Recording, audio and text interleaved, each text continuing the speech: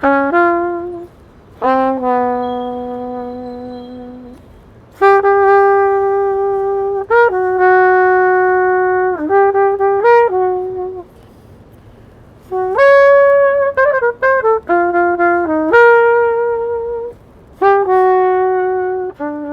consider myself a cornet player. I play other things for fun. Like I love to play the drums and I love to play piano, and which I've been doing ever since I was a little kid, but the only thing I really play professionally is cornet.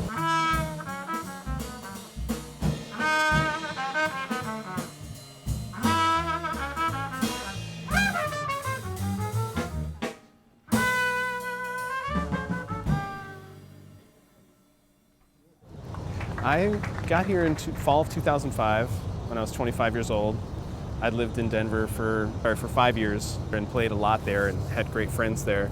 But the whole time I was there, I wanted to go to New York, and I always knew that this is where I had to be to do what I wanted to do. It's the hub, the central place for jazz musicians.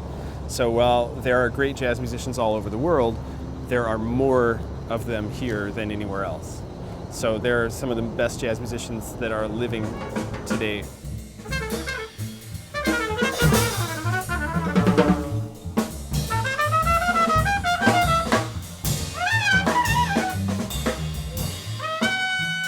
I was always extremely attracted to improvising, and that's the main focus in jazz music and the music that I play.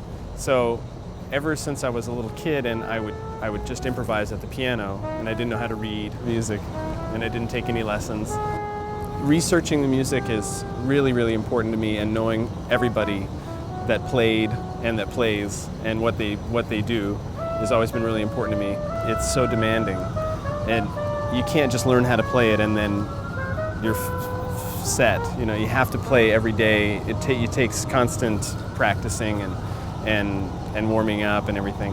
This record is really different, arms and hands, than anything I've ever done, and I really think than anything that's ever been done, because it's such an interesting group of guys. The rhythm section is Bill Goodwin on drums. He's one of the most experienced musicians I've ever worked with.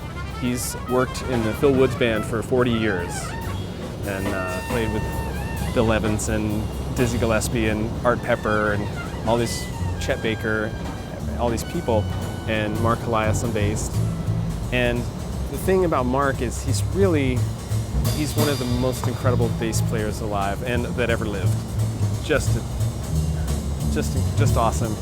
Has a completely unique sound and approach, and then he's also just so good at what he does. He's a great composer, and so the motivation for this record was to put these characters together and play this music that I'd written.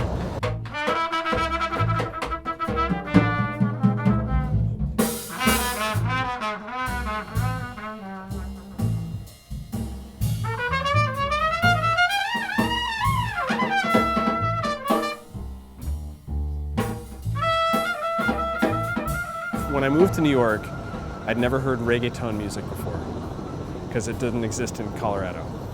And so I was walking down the street and I was like, man, that song is really popular. That must be like the most popular song. And I didn't know that it was a whole genre. I thought it was one song, because every song sounds exactly the same.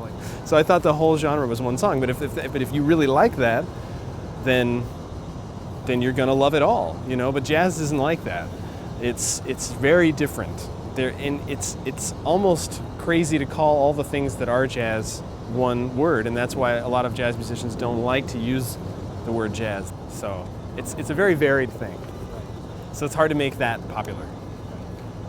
You have to come at this music looking for surprises, which a lot of people aren't looking for surprises when they listen to music. So you're not listening to a jazz musician just because they're gonna play your favorite song. It's not about your favorite song. It's about this person and how they play. And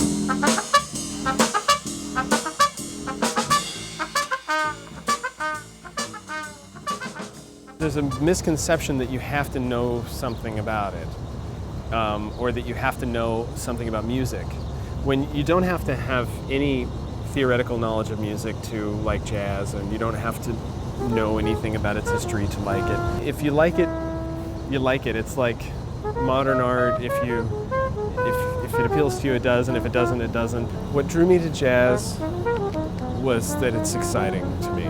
And I felt like even before I knew what jazz was, I was a jazz musician. I think that it's really like something that you're born to do if you want to be an improviser and if you want to be an individual. And there's a lot of really strict music out there that's really great, where the individual musicians aren't really the focus, it's the composition.